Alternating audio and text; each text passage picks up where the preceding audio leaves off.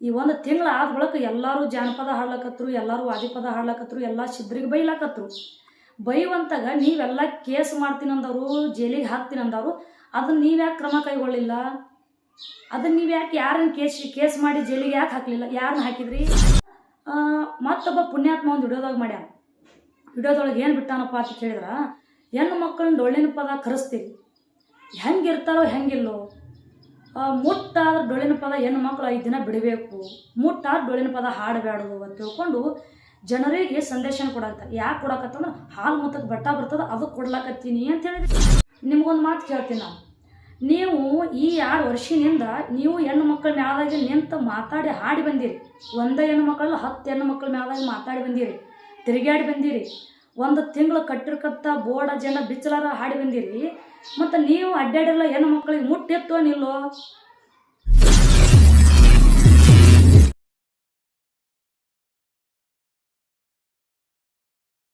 ನಮಸ್ಕಾರ.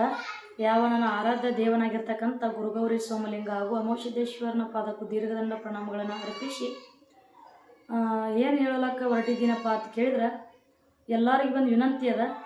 ನಿಮ್ಮ ಕೈಲೇ ಒಳ್ಳೇದು ಮಾಡೋದು ಆಗ್ತಿತ್ತು ಅಂದ್ರೆ ಒಳ್ಳೇದು ಮಾಡಿ, ಕೆಟ್ಟದಂತರೂ ಮೊದಲೇ ಮಾಡೋಕ್ಕೆ ಹೋಗಬೇಡ್ರಿ. ಇದೊಂದು ವಿನಂತಿ ಅದ ನಿಮಗೆ.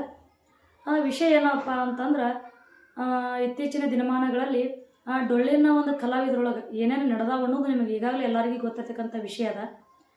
ಈಗಾಗಲೇ ಎಲ್ಲರೂ ಡೊಳ್ಳಿನ ಮೇಳದವರು, ಒಂದು ಡೊಳ್ಳಿನ ಒಂದು ಅಧ್ಯಕ್ಷರುಗಳಾಗಿರ್ತಕ್ಕಂಥವ್ರು, ಮಸ್ತರ್ಗಳಾಗಿರ್ತಕ್ಕಂಥವ್ರು ಎಲ್ಲರೂ ಕೂಡಿಕೊಂಡು ಒಂದು ಸಂಘಟನೆ, ಒಂದು ಸಂಘಗಳನ್ನು ಕಟ್ಟಿಕೊಂಡು ಈಗಾಗಲೇ ಎಷ್ಟೋ ತವಲ್ಲಿ ಮೀಟಿಂಗ್ಗಳನ್ನು ಮಾಡ್ಯಾರ, ನಡೆಸ್ಯಾರ. ಬಿಜಾಪುರದಾಗ ಮೀಟಿಂಗ್ ಮಾಡಿದರು, ಅಲ್ಲಿ ನಮ್ಮನ್ನು ಕರೆದಿದ್ರು, ನಾವು ಅಲ್ಲಿ ಹೋಗಲಿಲ್ಲ.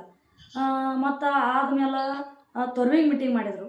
ತೊರ್ವಿ ಒಳಗೆ ಮೀಟಿಂಗ್ ಏನು ಮಾಡಿದರು, ಶಿಸ್ತು ಸಮಿತಿ, ಎಲ್ಲ ಡೊಳ್ಳಿನ ಮೇಳದವ್ರು ಒಂದು ಶಿಸ್ತು ಕಲೀಲಿ, ಶಿಸ್ತು ಇರಲಿ ಅಂತ ತಿಳ್ಕೊಂಡು, ಹಾಲು ಮತ್ತು ಬಟ್ಟ ಬರಲಾರ್ದಂಗೆ ಒಂದು ಶಿಸ್ತು ಸಮಿತಿ ಅಂತ ತಿಳ್ಕೊಂಡು ತೊರ್ವಿ ಒಳಗೆ ಒಂದು ಮೀಟಿಂಗ್ ಮಾಡಿದರು. ಅಲ್ಲಿ ನಮ್ಮನ್ನು ಕರೆದ್ರು. ಅವಾಗ ನಾ ಏನಂದೆ, ನಾ ಎಲ್ಲರಿಗಿಂತ ಭಾಳ ಸಣ್ಣವ್ರದೀವಿ, ಇದು ಹಡಲಗೆರೆ ಮ್ಯಾಳ ಒಂದು ಸಣ್ಣ ಮ್ಯಾಳ ಅದ, ನೀವೇನೇ ಒಂದು ತಪ್ಪರ ತಗೋರಿ ಕರೆಕ್ಟರ್ ತಗೋರಿ, ಏನು ಸಂದೇಶ ಅಲ್ಲಿ ಕೊಡ್ತೀರಿ ನೋಡು, ನಿಮ್ಮ ಮಾತಿನ ಪ್ರಕಾರ ನಾನು ಹೋಗ್ತೀನಿ ಅಂತ ತಿಳ್ಕೊಂಡು ನಾನು ಅಲ್ಲಿ ಅವ್ರಿಗೊಂದು ಮಾತು ಕೊಟ್ಟಿದ್ದೆ. ಆ ಮಾತಿನ ಪ್ರಕಾರ ಅಲ್ಲಿ ಮಾತು ಏನು ಬರ್ತಾವೆ ನೋಡ್ಬೇಕಂತ ತಿಳ್ಕೊಂಡು ಎಲ್ಲರೂ ಮೀಟಿಂಗಿಗೆ ಹೋದರು. ಕೆಲವು ಮಂದಿ ಹೋಗ್ಯಾರ, ಕೆಲವು ಮಂದಿ ಹೋಗಿಲ್ಲ. ನಾವು ಅಲ್ಲಿ ಹೋಗಲಿಲ್ಲ. ಯಾಕೆ ಹೋಗಲಿಲ್ಲ? ಅವ್ರು ಚಲೋದು ಕೊಟ್ರಪ್ಪ ಅಂದ್ರೆ ಆ ಚಲೋ ದಾರಿ ಮೇಲೆ ಹೋಗೋದದ, ಕೆಟ್ಟ ದಾರಿ ಹೇಳ್ಕೊಟ್ರಪ್ಪ ಅಂದ್ರೆ ಕೆಟ್ಟ ದಾರಿ ಬಿಡೋದದ ತಿಳ್ಕೊಂಡು ನಾವು ಬಿಟ್ಟಿದ್ದೀವಿ, ಅಲ್ಲಿ ಹೋಗಲಿಲ್ಲ. ಅವಾಗ ತೊರ್ವಿ ಒಳಗೆ ಮೀಟಿಂಗ್ ಮಾಡಿದಾಗ ಕೆಲವು ಮಂದಿ ಮಾತಾಡ್ಯಾರ. ಅವ್ರ ಅನಿಸಿಕೆಗಳನ್ನು ತಮ್ಮ ಇದ್ರ ಮುಂದೆ ಜನಕ್ಕೆ ಮುಂದೆ ಹಂಚಿಕೊಂಡಾರ. ಅದ್ರೊಳಗೆ ಮೇನ್ ಒಂದು ನಮ್ಮ 2 ಸರ್ಗಳು ಮಾತಾಡ್ಯಾರ. ಯಾವ ಸರ್ಗಳು ಮಾತಾಡ್ಯಾರ? ನಮ್ಮ ಪಡಗಾನೂರು ಗುರುನಾಥ್ ಸರು ಮತ್ತು ನಮ್ಮ ತೊದಲ್ಬಾಗಿ ಮಾಳಸ್ ಸರ್. ಅವ್ರ ಕಂಡೀಷನ್ ಮಾತಾಡ್ಯಾರ. ಅವ್ರ ಮಾತಿಗೆ ನಾವು ಮೆಚ್ಚಬೇಕು. ಅವ್ರು ಏನು ಮಾತಾಡ್ಯಾರಪ್ಪ ಅಂತ ಕೇಳಿದ್ರೆ, ಈ ಶಿಸ್ತು ಸಮಿತಿ, ಒಂದು ಶಿಸ್ತು ಸಮಿತಿಯನ್ನು ನೀವು ಪೂರ್ಣ ಇದನ್ನು ಕೈ ಹಾಕಿರಿ ಅಂದ್ರೆ, ದಂಡಿಗೆ ಹಚ್ತಿದ್ರಿ ಅಂದ್ರೆ, ದಂಡಿಗೆ ಮುಟ್ಟಿಸ್ತೀನಿ ಅಂದ್ರೆ ಅಷ್ಟೇ ಮಾಡಿರಿ, ಇರ್ಲಿಕ್ಕಂದ್ರೆ ಇದು ಕೈ ಹಾಕಬೇಡ್ರಿ ಅಂತ ಅವ್ರು ಹೇಳಿದವುಗಳನ್ನು ನೀವೆಲ್ಲರೂ ಏನು ಒಪ್ಪಿಕೊಂಡ್ರಿ? ಹಿಂದಿದ್ದ ಜನ ಇಲ್ಲ ಅದನ್ನು ಪೂರ್ಣ ಮಾಡ್ತೀವಿ, ಅವಾಚ್ಯ ಶಬ್ದಗಳನ್ನು, ಜಾನಪದವನ್ನು, ಸಿದ್ಧರಿಗೆ ಬಟ್ಟ ಬರುವಂಥ ಏನಾದರೂ ಮಾತಾಡಿದ್ರೆ ಅಂದ್ರೆ ಅವ್ರ ಮ್ಯಾಲೆ ಕೇಸ್ ಮಾಡಿ ನಾವು ಕ್ರಮವನ್ನು ಕೈಗೊಳ್ತೀವಿ, ಅವ್ರ ಮ್ಯಾಲೆ ಕಂಪ್ಲೇಂಟ್ ಮಾಡ್ತೀವಿ, ಜೈಲಿಗೆ ಹಾಕ್ತೀವಿ ಅಂತ ತಿಳ್ಕೊಂಡು ಮಾತಾಡೋರು. ಎಲ್ಲಿದು? ತೊರವಿ ಒಳಗೆ ಲಕ್ಕಮ್ಮದೇವಿ ಗುಡಿ ಒಳಗೆ ಇದು ಮೀಟಿಂಗ್ ಆಯಿತು. ಆದ ನಂತರ ಇದು ಎಲ್ಲ ಮೀಟಿಂಗ್ ಮಾಡಿ 1 ತಿಂಗಳು ಹೋಯ್ತು. ಎಲ್ಲರೂ ಕ್ರಮ ಕೈಗೊಳ್ತೀನಿ ಅಂತ ತಿಳ್ಕೊಂಡು ಮಾತಾಡಿದರು. ಇದು 1 ತಿಂಗಳು ಹೋಯ್ತು. 1 ತಿಂಗಳು ಅಷ್ಟೇ ಪೂರ್ಣಗೊಂಡಿತು. ಈ 1 ತಿಂಗಳು ಆದ ಬಳಿಕ ಎಲ್ಲರೂ ಜಾನಪದ ಹಾಡ್ಲಕತ್ರು, ಎಲ್ಲರೂ ವಾದಿಪದ ಹಾಡ್ಲಕತ್ರು, ಎಲ್ಲ ಶಿದ್ರಿಗೆ ಬೈಲಾಕತ್ರು. ಬೈಯುವಂತಾಗ ನೀವೆಲ್ಲ ಕೇಸ್ ಮಾಡ್ತೀನಂದವರು, ಜೈಲಿಗೆ ಹಾಕ್ತೀನಂದವರು, ಅದನ್ನ ನೀವ್ಯಾಕೆ ಕ್ರಮ ಕೈಗೊಳ್ಳಿಲ್ಲ? ಅದನ್ನ ನೀವ್ಯಾಕೆ ಯಾರನ್ನ ಕೇಸ್ ಮಾಡಿ ಜೈಲಿಗೆ ಯಾಕೆ ಹಾಕಲಿಲ್ಲ? ಯಾರನ್ನ ಹಾಕಿದ್ರಿ? ಅದಕ್ಕೆ ಏನು ಹೇಳೋದದ, ನಿಮ್ಮ ಕೈಲಿ ನೀಗ್ತಿತ್ತಂದ್ರೆ ಅಷ್ಟೇ ಕೆಲಸ ಮಾಡಿರಿ. ಮೊದಲೇ ನಿಮ್ಮ ಕೈಲಿ ಅದು ನೀಗಂಗಿಲ್ಲ. ನೀಗ್ಲಿಕ್ಕಂದ್ರೆ ಕೆಲಸ ಯಾಕೆ ಮಾಡ್ತೀರಿ? ಅಂತಿಂತ ಮೀಟಿಂಗ್ ಮಾಡಿ ರೊಕ್ಕ ಯಾಕೆ ವ್ಯರ್ಥ ಮಾಡ್ತೀರಿ? ಅದೇ ರೊಕ್ಕ ಒಯ್ದು ಬಡಬಗ್ರಿಗೆ ಕೊಡ್ರಲ್ಲ, ನಡೀತದ. ಇರಲಿ ಬಿಡು, ಅವ್ರವ್ರ ವಿಷಯ ಅವರು ಪರ್ಸ್ನಲ್ ಇರ್ತದೆ, ಯಾಕೆ ಮಾಡಲಾಕ ಬಿಡು ಅಂತೇಳಿ ನಾವೇ ಅದ್ರೊಳಗೆ ತಲೆ ಕಟ್ಸ್ಕೊಂಡಿಲ್ಲ ಅಂತ ಬಿಟ್ಟಿವಿ. ಅದು ಎಲ್ಲ ಮುಗಿದ ಬಳಿಕ ಮತ್ತೊಬ್ಬ ಪುಣ್ಯಾತ್ಮ ಒಂದು ವಿಡಿಯೋದಾಗ ಮಾಡ್ಯಾನ. ವಿಡಿಯೋದೊಳಗೆ ಏನು ಬಿಟ್ಟಾನಪ್ಪ ಅಂತ ಕೇಳಿದ್ರೆ, ಜನರಿಗೆ ಒಂದು ಸಂದೇಶ ಕೊಡತ್ತಾರ.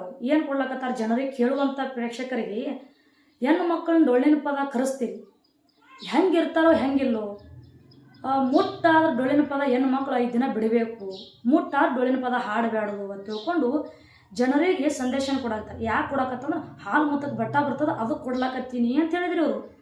ಕರೆಕ್ಟ್ ಅದ. ಮುಟ್ಟ ಆದ್ರೆ ಡೊಳ್ಳಿನ ಪದ ಡೊಳ್ಳು ಮುಟ್ಟಬಾರ್ದು, ಕರೆಕ್ಟ್ ಅದ, ಒಪ್ಕೊಳ್ಳುವಂಥ ಮಾತದ. ನಿಮ್ಗೊಂದು ಮಾತು ಕೇಳ್ತೀನಿ ನಾನು.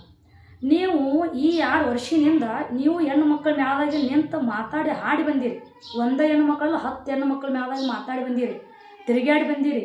1 ತಿಂಗಳು ಕಟ್ಟಿರ್ಕತ್ತ ಬೋರ್ಡ ಜನ ಬಿಚ್ಚಲಾರ ಹಾಡಿ ಬಂದಿರಿ. ಮತ್ತು ನೀವು ಅಡ್ಡಾಡಿಲ್ಲ ಹೆಣ್ಣು ಮಕ್ಕಳಿಗೆ ಮುಟ್ಟಿತ್ತೋ ನಿಲ್ಲೋ?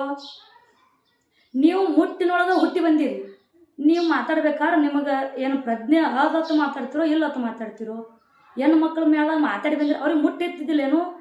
ಈ ವಿಷಯ ಅವಾಗ ಯಾಕೆ ಮಾತಾಡಿಲ್ಲ? ಈ ವಿಷಯ ಯಾಕೆ ಮಾತಾಡಲಿಲ್ಲ? ಈಗ ಯಾಕೆ ಮಾತಾಡಕತ್ತೀರಿ? ಮತ್ತು ಏನು ಹೇಳ್ತೀರಿ? ಮೊದಲು ನಮಗೆ ತಿಳಿತಿದ್ದಿಲ್ಲ, ಅದಕ್ಕೂ ಮಾತಾಡ್ತಿದ್ದೀವಿ. ತಿಳಿಲಾರ್ದನ ನೀವು ಸ್ಟೇಜ್ ಮೇಲೆ ಹೋಗಿ ಮಾತಾಡ್ತಿದ್ದೇನು? ಏನು ತಿಳಿಲಾರ್ದನ ಮಾತಾಡಿ ಬಂದೇನು? ಜನರಿಗೆ ಹುಚ್ಚ ಮಾಡಿ ಬಂದಿರೇನು? ತಿಳಿದ್ರನ ಮಾತಾಡಿವ, ತಿಳಿಲಾರ ಮಾತಾಡಿವ? ಇಂಥವು ಯಾವ ಹೆಣ್ಣು ಮಕ್ಕಳಿಗೆ ಕೀಳಾಗಿ ಮಾತಾಡಬೇಡ್ದು. ನಿನ್ನ ಹಾಲು ಮೊತ್ತಕ್ಕೆ ಬಟ್ಟ ಬರಾಕತ್ತದನು, ಬರ್ತೈತೆ, ನೀವು ಒಳ್ಳೇದ ಮಾಡೋರಿದ್ರಿ ಅಂದ್ರೆ ಒಳ್ಳೆ ಕೆಲಸ ಮಾಡಿರಿ. ಇದು ಒಳ್ಳೇದಲ್ಲ. ಒಂದು ಹೆಣ್ಣು ಮಕ್ಕಳಿಗೆ ಕೀಳಾಗಿ ಮಾತಾಡಿ ಅಸಹ್ಯ ಮಾಡ್ಲಕತ್ತೀರಿ. ನೀವು ಹಾಲು ಮತದವ್ರು ಒಳ್ಳೇದು ಮಾಡೋದಿತ್ತು, ನಿನ್ನ ಹಾಲು ಮತ ಧರ್ಮ ಉಳಿಸೋವಿದ್ದೆ ಅಂದ್ರೆ ಒಳ್ಳೆ ಕೆಲಸ ಮಾಡಬೇಕು. ಎಂಥವು ಮಾಡಬೇಕು? ಒಂದು ಗುಡಿ ಗುಂಡಾರಕ್ಕೆ ರೊಕ್ಕ ಕೊಡಬೇಕು, ಒಂದು ಅನಾಥ ಆಶ್ರಮಕ್ಕೆ ಹೋಗಿ ರೊಕ್ಕ ಕೊಟ್ಟು ಬರಬೇಕು. ಈಗ ಅಮೋಷಿದನ ಗುಡಿ, ಬೀರಪ್ಪನ ಗುಡಿ ಎಲ್ಲೆಲ್ಲೋ ಭಾಳ ದೇವಲಾಗಿ ಹೋಗ್ಯಾವ.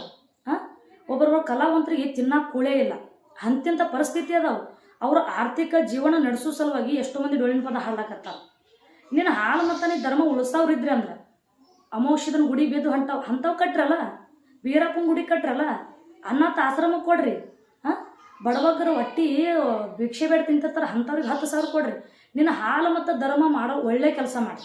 ಅಂಥವು ಏನ್ರಿ ನೀವು ಒಳ್ಳೆ ಕೆಲಸ ಮಾಡಕತ್ರಂದ್ರೆ ನೀ 10,000 ಹಾಕಿದ್ರೆ ನಾ 20,000 ಹಾಕ್ತೀನಿ. ಯಾಕೆ? ನನ್ನ ಅಪ್ಪ ಅಮೋಷಿದನ ಗಟ್ಟು ಕೊಟ್ಟಾನ, ನಾ ಕೊಡ್ತೀನಿ. ನೀ 10,000 ಕೊಟ್ರೆ ನಾ 20,000 ಕೊಡ್ತೀನಿ. ಯಾವುದೇ ಮಾತು ಮಾತಾಡ್ಬೇಕಾರೆ ವಿಚಾರ ಮಾಡಿ ಮಾತಾಡಬೇಕು. ಈ ಮಾತು ಏನು ಮುಟ್ಟು ಬಂದ್ರೆ ಡೊಳ್ಳಿನ ಪದ ಹಾಡಬೇಡ್ರಿ ಅಂತೇಳಿ ಇದು ಎಲ್ಲರಿಗೂ ನೋವಾಗ್ಯದ. ನೀ ಹೆಣ್ಣು ಮಕ್ಕಳ ಮ್ಯಾಗ ನಿಂತು ಮಾತಾಡಿ ಬಂದು ನೀ ಹೆಣ್ಣು ಮಕ್ಕಳ ಮ್ಯಾಗ ಮಾತಾಡ್ದಾವ ಈ ಮಾತು ಮಾತಾಡಬಾರ್ದಾಗಿತ್ತು. ತಿಳಿದಿಲ್ಲ ಆತಲ್ಲ, ತಿಳಿದಾರ ನಿನಗೆ. ತಿಳಿದ್ರು ನೀ ನೀ ಶಾಣ್ಯರ ಆಗಬೇಕು ಅಂತ ಮಾತಾಡಕತ್ತೀರಿ. ಹಂಗಲ್ಲ, ಶಾಣ್ಯರಾಗೋ ಧರ್ಮ ಹಿಂಗಲ್ಲ. ಹಾಲು ಮತ್ತು ಉಳಿಸೋ ಧರ್ಮ ಹಿಂಗಲ್ಲ. ಹಾಲು ಮತ್ತು ಧರ್ಮ ಉಳಿಸೋರಿದ್ರೆ ಅಂದ್ರೆ ಗುಪ್ತವಾಗಿರ್ತಾರೆ. ಗುಪ್ತವಾಗಿ ಒಂದು ಒಳ್ಳೆ ಕೆಲಸಗಳನ್ನು ಮಾಡ್ತಾರೆ. ಅದು ಬಿಟ್ಟು ಮುಟ್ಟಾಗಬಾರ್ದು, ನೀವು ಹಡಿಬಾರ್ದು, ಗಂಡನ ಮಾಡ್ಕೋಬಾರ್ದು. ಇಂಥ ಸಂದರ್ಶನ ತಪ್ಪು ಜನರಿಗೆ ಕೊಡಬೇಡ್ರಿ. ಕಾರ್ಯಕ್ರಮ ಮುಟ್ಟು ಬಂದ್ರೆ ಕಾರ್ಯಕ್ರಮ ಕ್ಯಾನ್ಸಲ್ ಮಾಡಬೇಕು. 5 ದಿನ ಕ್ಯಾನ್ಸಲ್ ಮಾಡ್ಕೋರಿ.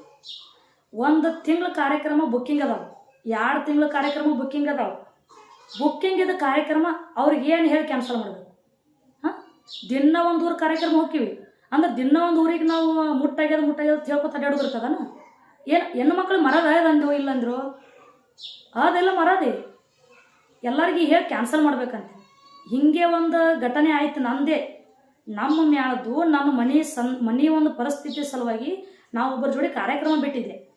ಬಿಡಾಕತ್ತಾಗ ಕಮಿಟಿಯವ್ರು ನನಗೇನಂದ್ರು, ಇಲ್ಲ ನೀವು ಕಾರ್ಯಕ್ರಮ ಹಿಡಿದು ಬಂದ್ರೆ ಹೆಂಗೆ ಕ್ಯಾನ್ಸಲ್ ಮಾಡಕತ್ತೀರಿ, ನಿಮ್ಮ ಮ್ಯಾಲೆ ಕೇಸ್ ಮಾಡ್ತೀವಿ ಅಂತ. ಕೇಸ್ ಮಾಡ್ತೀವ ನಾನು ಅವರಿಗೆ ನನಗೆ ವಾದ ಆಯಿತು. ಆ ವಾದ ಆಗಿದ್ದು ರೆಕಾರ್ಡಿಂಗ್ ಮಾಡಿಕೊಂಡು ಮೂರನೇ ವ್ಯಕ್ತಿ ಬಂದು ಅದನ್ನು ತನ್ನ ಪರ್ಸ್ನಲ್ ಯೂಟ್ಯೂಬ್ ಚಾನಲ್ ಒಳಗೆ ನಾ ಮಾತಾಡಿರ್ತಕ್ಕಂಥ ವಿಷಯನ ಯೂಟ್ಯೂಬ್ ಚಾನಲ್ದಾಗ ಹಾಕಿದ್ದೆ. ಮತ್ತು ನೀವು ಕಲಾವಂತರು ಮರದಿ ಕಳೆಯಕತ್ತೀರಿ ಅಂದ್ರೆ ನಿಮ್ಮ ಹಾಲು ಮತ್ತು ಧರ್ಮ ಅವಾಗ ಎಲ್ಲಿ ಹೋಗಿತ್ತು? ನಮ್ಮ ಮರದಿ ಕಳೆಯಕತ್ತೀರಿ, ನಿಮ್ಮ ಹಾಲು ಮತ್ತು ಧರ್ಮ ಎಲ್ಲಿ ಹೋಗಿತ್ತು? ಅವಾಗ ಇದ್ದಿದ್ದಿಲ್ಲ ಏನು? ನೀವು ಹೆಣ್ಣು ಮಕ್ಕಳು ಅವಾಗ ಹಾಡೋ ಹೊತ್ನಾಗ ನಿಮ್ಮ ಮುಟ್ಟಾಗಿತ್ತಲ್ಲ, ಅವಾಗ ಇದ್ದಿದ್ದಿಲ್ಲ ಏನು ಹಾಲು ಮತ್ತು ಧರ್ಮ? ಈಗೆಲ್ಲ ಜಾನಪದ ಹಾಡ್ಬಾರ್ದಾಗ ಈಗೆಲ್ಲ ಜಾನಪದ ಹಾಡಕತ್ತಾರ. ಈಗ ಹೋಗಿಲ್ಲ ನಿಮ್ಮ ಹಾಲು ಮತ್ತು ಧರ್ಮ? ನಿಮ್ಮ ಹಾಲು ಮತ್ತು ಧರ್ಮ ನಿಮಗೆ ಎಷ್ಟು ಹೆಮ್ಮೆ ಅದ, ಅದಕ್ಕಿಂತ ನನಗೆ 10 ಪಟ್ಟು ನನಗೆ ಹೆಮ್ಮೆ ಅದ. ಯಾಕೆ ನಾ ಹುಟ್ಟಿದ್ದು ಒಂದು ಮರಾಠ ಸಮಾಜದಾಗ, ಆದ್ರೆ ನನಗೆ ಹೆಮ್ಮೆ ಇರೋದು ಹಾಲು ಮತ್ತು. ಯಾಕಂದ್ರೆ ನಪ್ಪ ಅಮೋಷಿದ ಅಣ್ಣ ಉಣ್ಣಾಕತ್ತೀನಿ. ನಾ ಫಸ್ಟ್ ಆಡುವಂಥ ಮೂಮೆಂಟ್ನಾಗ ನಮ್ಮ ಮನೆ ಒಳಗೆ ತಿನ್ನಾಕ ಕೂಳಿದ್ದಿದ್ದಿಲ್ಲ. ಈಗಿನ ಲೆಕ್ಕಕ್ಕೆ ನಾವೊಂದು ಕೋಟಿ ಮನುಷ್ಯ ಅದೀನಿ. ಅದು ಯಾರ ಪುಣ್ಯ? ನನ್ನಪ್ಪ ಅಮೋಷಿದನ ಪುಣ್ಯ. ನನಗೆ ಹಾಲು ಮತ್ತು ಭಂಡಾರ, ನನ್ನ ಕಂಬಳಿ ಪುಣ್ಯ, ನಾನು ಡೊಳ್ಳಿನ ಪುಣ್ಯ. ಅದಕ್ಕೆ ಹೇಳೋದದ ಎಲ್ಲರಿಗೊಂದು ವಿನಂತಿ, ಹಾಲು ಮತ್ತು ಧರ್ಮ ಉಳಿಸೋರಿದ್ರಿ ಅಂದ್ರೆ ಒಳ್ಳೆಯ ಕೆಲ್ಸಕ್ಕೆ ಹೋಗಿ ಒಂದು ಗುಡಿ ಗುಂಡಾರಕ್ಕೆ ಕೊಡ್ರಿ, ಒಂದು ಅನಾಥ ಆಶ್ರಮಕ್ಕೆ ಕೊಡ್ರಿ, ಒಂದು ಡೊಳ್ಳಿನ ಕಲಾವಿದರಿಗೆ ಬಡತನ ಪರಿಸ್ಥಿತಿ ನರಳಾಕತ್ತಾರ ಅಂಥವ್ರಿಗೆ ಹೋಗಿ ಕೊಡ್ರಿ. ನೀವು 10,000 ಕೊಟ್ಟರೆ ನಾನು 20,000 ಕೊಡ್ತೀನಿ. ಅಂಥ ಒಳ್ಳೆ ಕೆಲಸ ನಿಮ್ಮ ಹಾಲು ಮತ್ತು ಧರ್ಮ ಬೆಳೆಸ್ರಿ, ಉಳಿಸ್ರಿ. ಇದು ಒಂದು ನಿಮ್ಗೆ ವಿನಂತಿ.